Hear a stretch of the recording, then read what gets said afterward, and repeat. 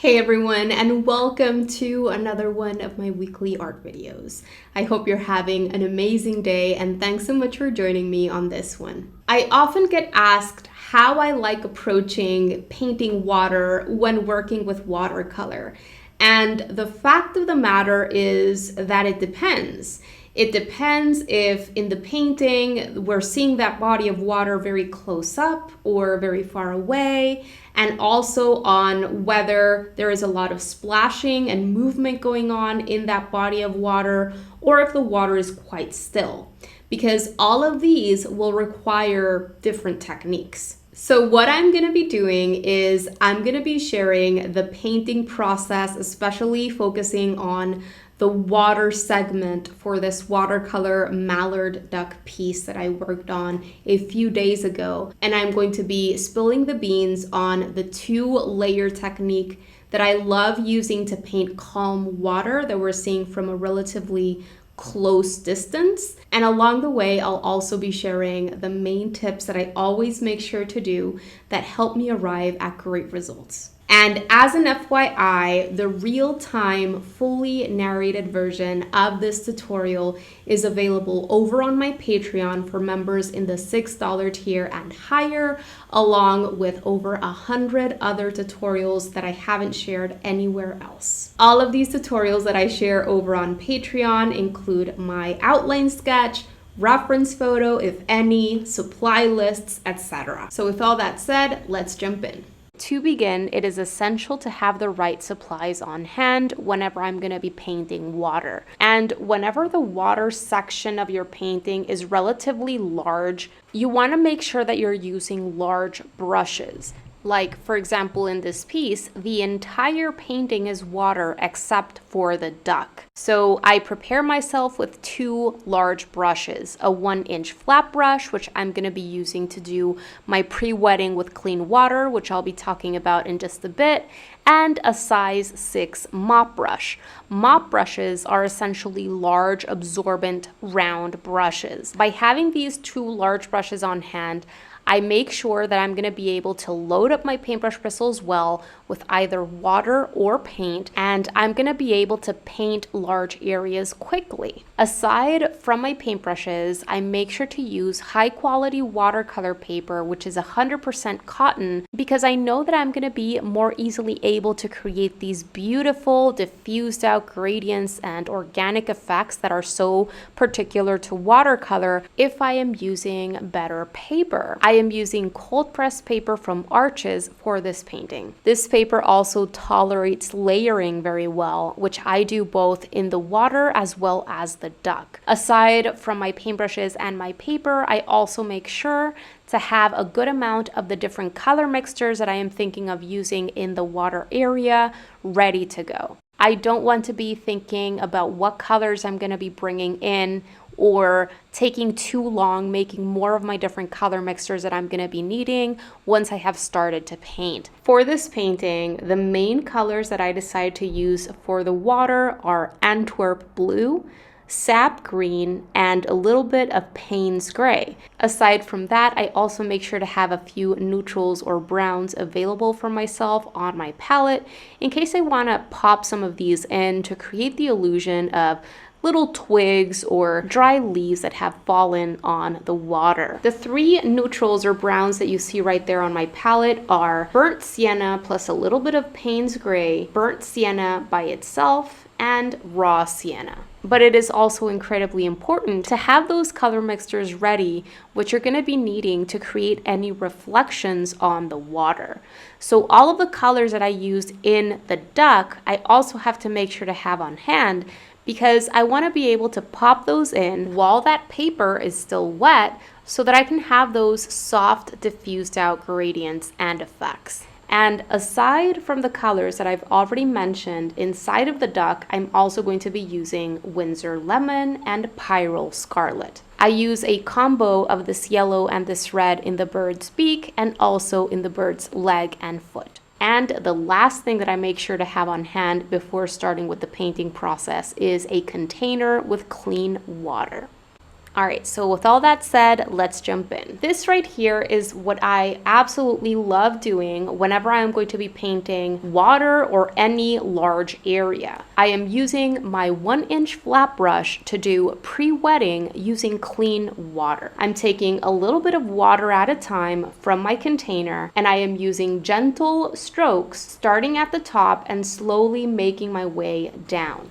Sometimes these gentle strokes are horizontal, other times these gentle strokes are more vertical strokes, other times they're curved strokes as I am kind of painting in this water around the duck, but I'm pre-wetting all of the water area except for the duck itself, but I am pre-wetting over the duck's leg and foot because the leg and foot are going to be seen through the water. Now, this is a huge tip for you, especially if you live in an environment where things dry pretty quickly for you. I live in a very warm, usually dry environment, and whenever I'm going to be painting large areas like this, I always make sure to turn off any fan I might have on or really anything else that might make things dry faster. But aside from that, whenever I am doing pre-wetting in large areas like this, what I do is I pick whatever edge I want to start at. Sometimes it's the left edge, sometimes it's the top edge, and then I make my way across to the opposite side, or I make my way down a little bit, and then I go back to where I started and I re-wet that area again. And then I make my way down maybe a couple more inches than I had before. Then I go back to where I started and then I make my way down once again, pre-wetting a couple more extra inches until I make my way completely across or completely down. It is essential for me to constantly go back to where I started to re-wet that area again, because if I just make my way in a linear fashion toward the bottom of my paper or toward the opposite side of my paper, you can bet that by the time I reach that opposite edge or that lower edge, that area where I started is already going to be dry. You see, it's important to remember that dry paper is thirsty paper. And what we're doing with this pre-wetting process is we're feeding the paper enough water until that water that we place on that paper is no longer absorbed as quickly as when the paper was dry. So you need to take your time with this process and go over that area enough times until you have fed that paper enough water and you have an even glistening look all throughout that area, where that small amount of water is simply sitting on that paper. It's no longer getting absorbed as quickly. And I love doing this pre-wetting process because it does two things for us. It expands that time that we have available to continue developing our variety of hue and value throughout the water area, meaning we have a longer time before that paper starts drying on us. If you've worked with watercolor for any amount of time, you're probably already well aware that when your paper starts drying on you, you shouldn't really be doing much else, because that is a surefire way of arriving at splotchiness, backruns, and overworked results. And when you're working on dry paper, wet on dry, you need to work fast, because otherwise you're going to be left with lots of texture. So by pre-wetting your paper first before painting a large area like this, you buy yourself time so that you don't have to stress out as much and work as quickly. And the other reason why doing this pre-wetting process is so helpful when you're painting large areas is because watercolor is always going to expand and diffuse out when you place it on paper that is wet. And so because we have prepared our paper with some amount of water, that water that we've placed on that paper is going to do half of the work for us, because all we have to do is place that paint on that paper and it's going to expand out and create those beautiful soft effects that we're looking for in this first layer in the water. Don't rush the pre-wetting process. Make sure that you arrive at a nice glistening look all throughout this area. You definitely don't want any puddles anywhere. And also make sure that you're using gentle brush strokes, because you don't want to start damaging your paper. And in any case where you are pre-wetting over an area that you've already applied paint in, like for example in this case, the bird's leg and foot. I definitely don't want to be reactivating that color or doing any scrubbing and lifting of that color. And once you see that even glistening look, you can go ahead and get started with the painting process. What I like doing is I change to my mop brush after my pre-wetting is done. And the mop brush is what I actually use to apply my color on paper. When I am painting water, the first colors that I go in with are the colors that I'm using for the actual water itself, which in this case is a mixture of Antwerp blue and a little bit of sap green. And I go in with lateral, kind of horizontal brush strokes, making sure that I'm creating very abstract, irregular shapes. When I first go in, I go in with a pretty watered down version of this color mixture that I'm using for the water. And I make sure to leave plenty of white paper shining through in some areas here and there to help me communicate the reflective nature of water. I want to make sure that I've incorporated those highlights since the beginning. With my first lightest color in, I then go ahead and add in a little bit more of my green or blue or both colors into my mixture to thicken it up a little bit more. And I continue using those lateral brush strokes to darken certain areas, still visualizing those ripples of water and making sure that I'm going in to create irregular abstract shapes. I make my way from lights to darks always, and my objective here is to create a variety in both hue and value throughout this area, meaning I want to see a variety of different colors throughout the water, colors that make sense in this particular situation, of course, with the different objects or elements reflecting on the water. But I also want to see highlight areas, mid-tone areas, and darkest areas. And you do this through modifying the consistency of your color mixtures, making sure that you're using thicker consistencies later on in the process as you're pushing your darker values, and more watered down consistencies in the beginning. And also making sure that you're using your lighter colors first and you're making your way toward your darker colors. Once I have managed to develop a good variety of values, and I like the abstract shapes that I've developed with that first layering of color, which was the color of the water itself, my blue-greens, I then immediately moved on to painting in the colors to help me create the reflection of the bird on the water. Even though I've done pre-wetting and I bought myself time by doing pre-wetting, I still need to move relatively fast because I am looking for soft diffused out effects in this first layer in the water. After removing that blue-green from my paintbrush bristles, I go in with the colors that I've used inside of the bird and I start dropping them into that area of water nearest the bird. I look at the colors that are inside of the bird right above that section of water where it would make sense that that reflection would be. And I try not to be overly controlling of the effects and the shapes that are happening when I place that paint on that wet paper. I allow that paint to do its own thing. This is the beauty of watercolor, that you can only control so much. And I would definitely recommend you allow the paint to do its thing. Don't try to be overly controlling or overly perfectionistic about that shape that you're trying to create, because if you try to control too much, you're gonna get rid of that freshness. I do go in a couple of times to remove a little puddle of excess paint and water that I had on my paper, but aside from some quick fixes, I try to leave that paint be. You can see how in the reflection as well, I started with my lighter colors and I left the darkest brown, which has the Payne's gray in it, until the end. I also make sure to place a little bit of the green that I used in the bird's head and also the yellow of its beak in that water section on the bottom right, so that I can create a little sense of reflection of the bird's head on the water. I make sure that in between my colors, I completely rinse out all of the previous color from my paintbrush bristles before dropping in the next.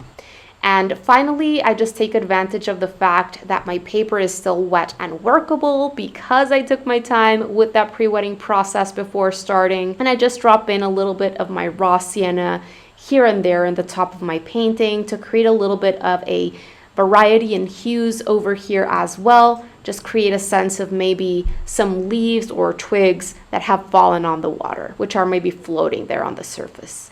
Right here, I'm just taking a quick second to fix a little background that happened by accident. This paintbrush that I'm using is very large, very absorbent. So if I don't pay attention to what I'm doing, I can accidentally absorb too much color, too much paint off my paper that I wasn't intending to absorb, or I can accidentally have some water drippage going down the bristles of my paintbrush and disturbing that paint that is in the middle of the drying process, creating backgrounds. And that is it for layer number 1 in the water, where I was going for diffused out, soft, wet on wet effects. I allowed everything to dry, and then I'm going to go in and work on layer number 2, which is going to be done wet on dry. So no longer am I looking for soft diffused out effects. I am now looking for sharp defined edges. For this layer, I am using my mop brush that I was using before, but I'm also going to be bringing in a smaller size 14 round brush for the smaller ripples that I'm going to be adding, especially in the top part of the painting where the ripples are farther away. And I also make sure to have enough of my different color mixtures that I was using in the water, especially the color of the water itself, which is the blue-green, and also my neutrals, my browns. And my objective here is to create darker values throughout the water and also to help intensify the look of ripples. So I first go in with my larger mop brush, and you can see me using the same types of brush strokes that I was using for layer number 1, which are more lateral, horizontal brush strokes. And I'm also making sure that all of the shapes that I'm creating are very abstract and irregular. I want to stay away from the look of patterns or very solid, noticeable, stark-looking shapes. I am using both my blue-green as well as my browns, making sure that I am rinsing out my paintbrush bristles in between the colors that I am using, and I'm just allowing those colors to merge together as I'm creating these shapes. From time to time, I do go in with just a little bit of water in my brush to soften some of these edges of these shapes that I'm creating, because I don't want any of these shapes to be super stark or distracting. And right here, I'm using my smaller size 14 round brush to create softer, more pale ripples in the farther away section of the water. I'm also making sure that these shapes overall look smaller when compared to the shapes for the ripples that I painted in the sections of water closest to the viewer of the scene, because things farther away should be smaller than things that are near. And not only are those shapes farther away smaller when compared to the ones that are closest to the viewer of the scene, but they're also softer, they're less visible. This is intentional. I want to add more detail, more contrast to this closest section in order for the duck to really pop out against that lighter color background, and also to help develop a more believable sensation of open space and depth, because things closer to us are always going to be a little bit more defined, more textured, and are going to have a greater range of values, darker values, than things that are farther away. And with those 2 layers of watercolor, I'm all done with that water section. This is a bonus step that I'm going to be doing with white gouache that you can definitely consider bringing into your painting process if you're wanting to add a few more bright highlights or to create more visual texture for added interest. After squeezing out a little bit of white gouache onto my gouache palette and adding a couple of drops of water into my gouache to make it a little bit more liquidy because it's quite thick straight out of the tube, I use a couple of different cheaper multimedia brushes. This first one is a size 1 round brush, and the other one is going to be a size 8 round brush. I use the smallest brush to intensify some highlights and add a few highlights in some of these ripples of water. Sometimes I use just a small amount of gouache in my paintbrush bristles and I drag the brush to the side so that I can create some dry brushing effects, which helps me create some teeny tiny speckles of highlight shapes in some of these ripples. Once I'm done with that, I switch on over to the larger brush to do some splattering with my white gouache. I do add a couple of extra drops of water into my gouache so that it can become slightly more liquidy, because it does have to have a certain consistency for the splattering to be done correctly. Once I thought the consistency was good, I took a little bit of paint and I am using my index finger of my non-dominant hand to do some flicking motions. And I am focusing primarily on the lower part of the piece where I want to add more visual texture. Alright, you guys, that is going to do it for today's video. I really hope that you enjoyed it and that you found it helpful. And if you did, pretty please make sure to give this video a thumbs up, because it really helps support the work that I am doing here on YouTube and helps others get to know about my channel. Thank you so much for watching today. Don't forget to subscribe and click on that little bell so that you can be notified of when I share my new videos, which happens every single week. Have a beautiful rest of the day and see you soon. Bye guys!